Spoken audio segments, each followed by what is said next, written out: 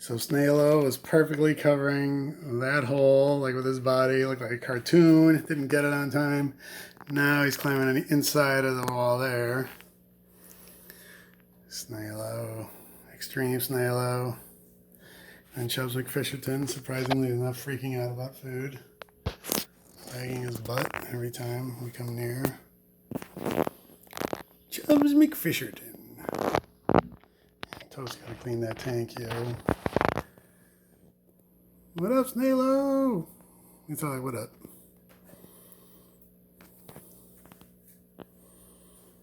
Snailo in the house. Chubbs McFisherton. Why are you not begging for food? Are you okay? Are you being coy?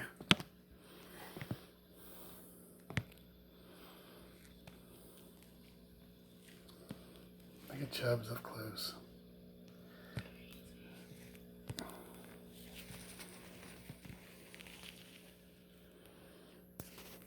Snail is still hanging out there.